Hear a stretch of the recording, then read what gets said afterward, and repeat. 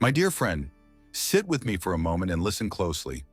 You know, after spending decades caring for thousands of patients and watching them age with grace or with sorrow, I have come to understand a powerful truth. Sometimes in life, it is not the hustle, the endless striving, or the restless fixing that brings us joy in our later years. Instead, it is the gentle art of becoming lazy at certain things that actually leads to deeper happiness and peace. Yes, you heard me right. The lazier you are at these five things, the happier you will be in old age. Let me tell you exactly why, and I promise every word comes not just from my years as a doctor, but from the quiet wisdom life has whispered to me through the stories of the elders I have had the honor to care for. First, let us talk about being lazy at worrying about what others think of you. We spend so much of our lives trying to shape ourselves into what others expect. We want to look a certain way. We want to act in ways that please family, friends, even strangers. We keep adjusting and performing, hoping for approval that never quite fills the heart. But my friend, studies show that as we age, our need for social validation naturally decreases, and those who lean into this shift are much happier. A study published in the Journal of Aging and Health in 2019 found that seniors who reported lower levels of social comparison had significantly higher life satisfaction and lower levels of depression. It is as if the soul finally whispers, "Enough. Be who you are." When you become lazy at worrying about the judgments of others, you free up an immense amount of emotional energy. You can finally dance at your own pace, wear what you love, speak your truth without fear. I have seen 90-year-old women in bright pink dresses, laughing from their bellies, not caring who watches. That, my friend, is true freedom. Second, be lazy at holding grudges. Carrying resentment is like dragging a heavy bag of stones everywhere you go. Each grudge is a stone that weighs on your heart, tightens your chest, and makes your spirit weary. Research has shown that forgiveness is strongly linked to better health outcomes, including lower blood pressure, reduced risk of heart disease, and improved immune function. A 2011 study from the University of California, San Diego, found that older adults who practiced forgiveness reported fewer chronic illnesses and higher psychological well-being. When you become lazy at holding on to old hurts, you make space in your heart for joy, compassion, and lightness.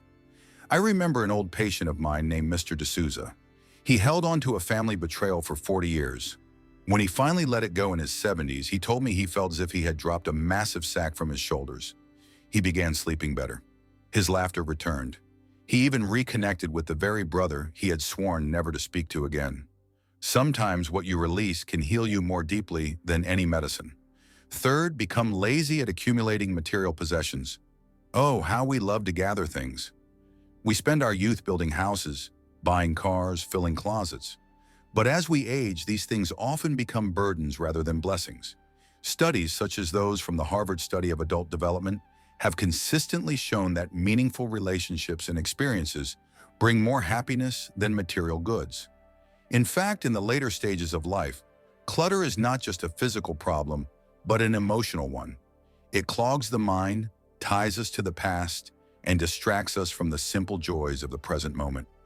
I remember visiting an elderly woman, Mrs. Ronnie, who had a home so filled with things she could barely walk through her own living room. When her children helped her declutter, she felt a sense of liberation she had not known in decades. She started gardening again, inviting friends over, and spending afternoons in peaceful quiet rather than worrying about dusting old souvenirs. When you become lazy at accumulating things, you become rich in ways no bank account can measure. Fourth, be lazy at chasing perfection. Perfection is a dangerous mirage. It tells us that we are not enough as we are, that there is always some new wrinkle to smooth, some new standard to meet. As a doctor, I have seen so many elders exhaust themselves trying to look young, act young, be the ideal grandparent or retiree. But the truth is, perfection is an illusion.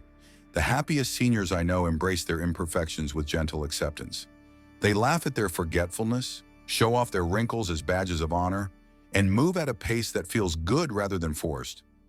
A study published in the International Journal of Behavioral Development in 2016 found that self-compassion, which includes accepting one's flaws, was strongly associated with greater life satisfaction and lower levels of anxiety and depression in older adults. I had a patient, Mrs. Shaw, who used to dye her hair every month, count every calorie, and stress over every tiny flaw. In her 80s, she stopped all that. She let her hair turn silver, ate her favorite sweets in moderation, and started painting again after 50 years. She told me she had never felt so alive. When you become lazy at chasing perfection, you finally allow yourself to be fully human. And being human, in all its messy beauty, is where true happiness lives.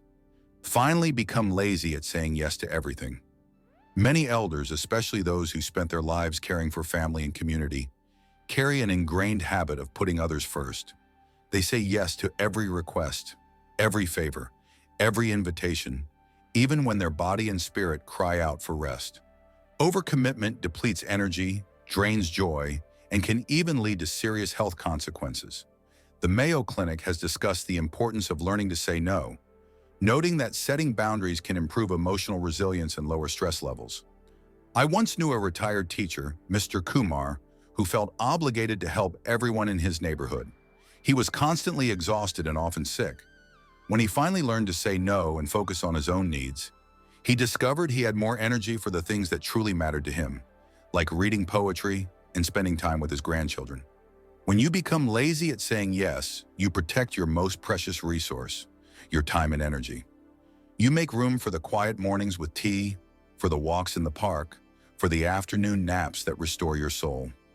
You see, my dear friend, the word lazy often carries a negative meaning in our society. We are taught that being active, productive, and busy is always better. But in these 5 sacred areas, embracing a gentle laziness is not about neglect or indifference. It is about choosing peace over performance, choosing your heart over the demands of the world, choosing to be present rather than constantly pushing forward. When you grow old, your most valuable treasures are not the things you own, the titles you held, or the number of tasks you completed. Your treasures are the memories you carry, the love you shared, the mornings you watched the sun rise without any rush, the evenings you spent in laughter with loved ones. Every day I see seniors who hold tightly to worries, grudges, clutter, perfection, and obligations. And I see others who have chosen to loosen their grip. The difference in their health, their faces, and their spirit is astonishing. The free ones move lightly like leaves on a gentle breeze. Their eyes sparkle. Their laughter is deep and true. Their hearts beat with a rhythm of peace. Science supports this too. We know that chronic stress, which is often fueled by these very habits, accelerates cellular aging and increases the risk of diseases like heart disease, diabetes, and even dementia. A landmark study from the University of California, published in the journal Psychoneuroendocrinology in 2004, found that high stress levels shorten telomeres, the protective caps on our DNA, leading to faster biological aging. So when you become lazy at these 5 things, you are not just improving your mood. You are literally preserving the very fabric of your body. I invite you today to sit quietly and ask yourself, where am I still striving too hard? Where am I still clinging? Whose approval am I still chasing? What pain am I still holding?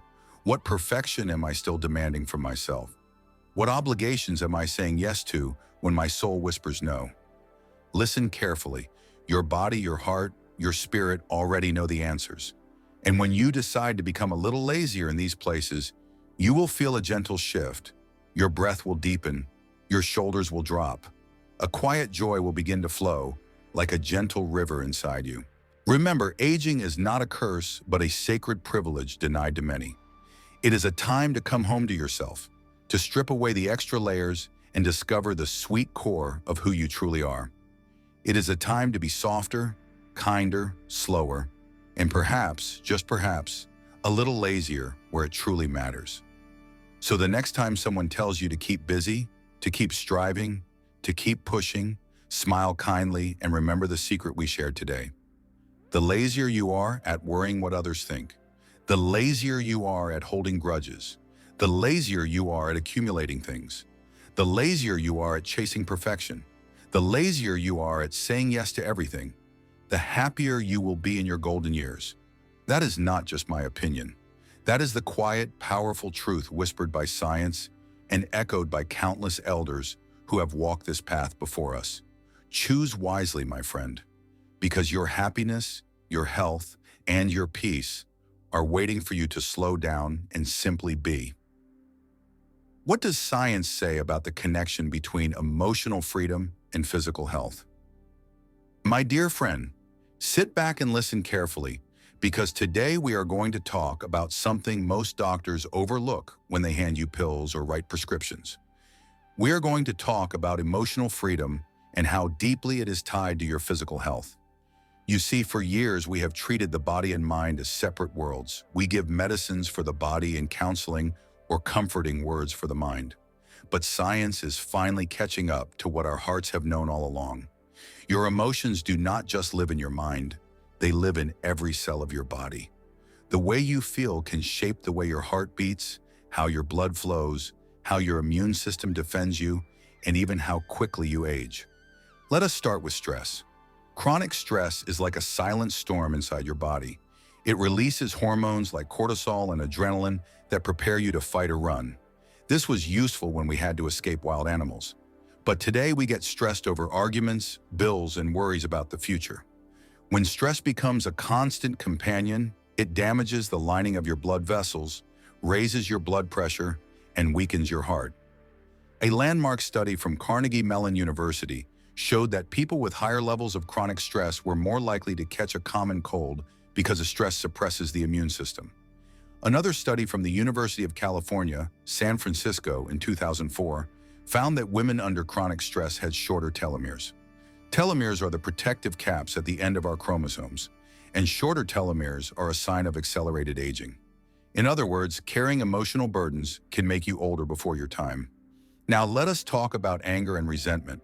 Holding on to anger is like drinking poison and expecting the other person to suffer. When you carry anger, your body is always in a state of defense. Your heart rate stays high, your digestion suffers, and your sleep is disturbed. The Harvard School of Public Health found that people who often experience anger are at a higher risk of developing heart disease. In one large study, those who expressed high levels of anger had a 2 times higher risk of having a heart attack compared to those who stayed calm. Another piece of research from the University of Michigan followed people for 30 years and found that those who suppressed anger had a higher risk of early death. Releasing anger, forgiving others, and finding emotional freedom is not just good for your peace of mind. It is literally life-saving for your heart. Grief and sadness also shape our health in powerful ways. Grief is a natural human response to loss, but when it becomes unresolved or prolonged, it can weaken the immune system. Researchers at the University of Birmingham found that people who experienced deep grief had lower levels of white blood cells, which made them more vulnerable to infections. I remember a patient of mine, Mrs. Aurora, who lost her husband after 50 years of marriage. For years, she kept her sorrow locked inside, refusing to cry or talk about him. Her health started to fail, her blood pressure rose, and she developed chronic pain. When she finally joined a support group and allowed herself to grieve openly, her physical symptoms began to improve.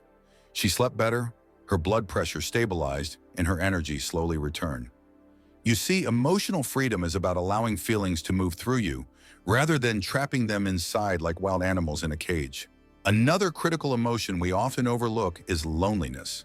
The feeling of being alone is not just painful emotionally, it is deeply damaging to physical health. The late Dr. John Cacioppo, a pioneering psychologist at the University of Chicago, studied loneliness for decades and found that chronic loneliness increases the risk of early death by 26%.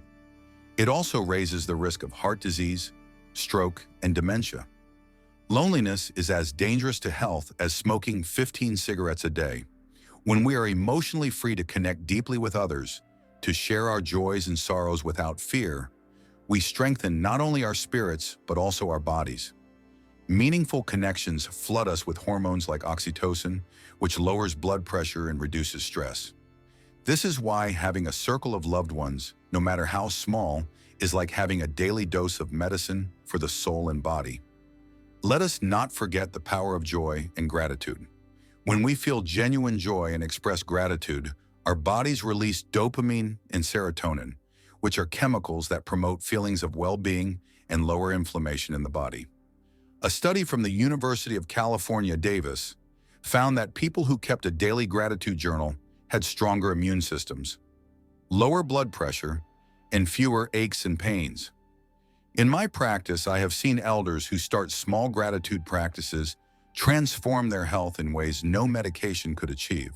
They wake up with more energy, they need fewer pain medications, and their digestion improves. Gratitude is like a gentle massage for every organ inside you. It tells the body, you are safe, you are loved, you can heal.